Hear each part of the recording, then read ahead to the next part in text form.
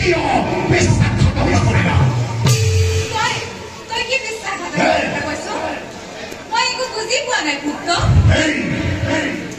সৰস্বতী পূজা কুৎসিত নাৰীগৰাকী তুমি মোক কিয় বিবাহ কৰাবলৈ নিৰ্দেশ দিছিলা মাতৃ? কিয়? সৰস্বতী কুৎসিত নাৰী? তোক কোনে ক'লে পুত্ৰ? মোক কোনেও ক'ব নালাগে। সৰস্বতীয়ে নিজেই নাৰীসকলে মোৰ আগত ব্যক্ত কৰিছে সৰস্বতী এগৰাকী কুৎসিত নাৰী। ভুল পুত্ৰ, তই ভুল বুজিছ। এই পৃথিৱীৰ ব্ৰহ্মাৰ কন্যা সৰস্বতীৰ সমান গুণীমানী সুন্দৰী নাৰী আৰু কোনোৱেই নাই, যাৰ ৰূপৰ বৰ্ণনা কৰি শেষেই কৰিব। তেনেস্থলত তই নিশ্চয় কোনোবা বেলেগ নাৰীক লগ পাইছ।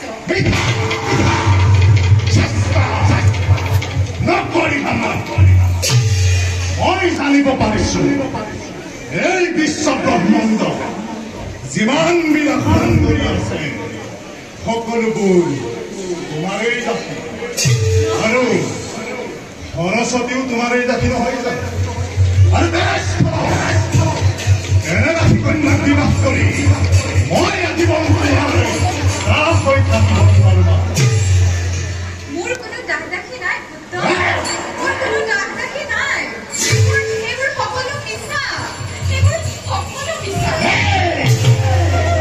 তই মিছা কৈ নাযাবি পুত্ৰ, তই মিছা কৈ নাযাবি। মিছা নাজানে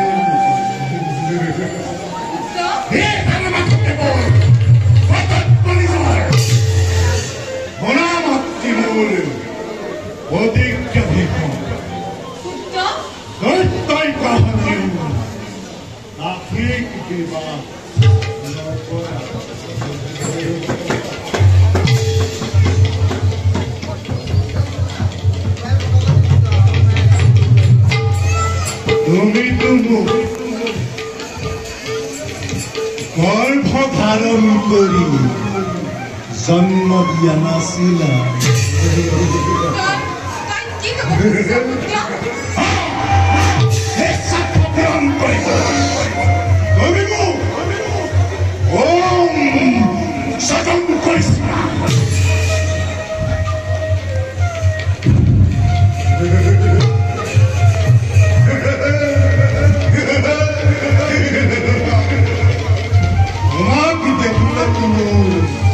মাতৃভাৱ নাজানে।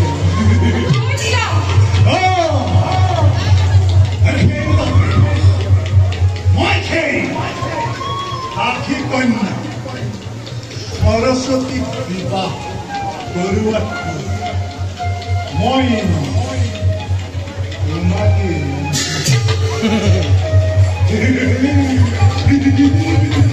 তোমাকেই বিবাহ কৰা।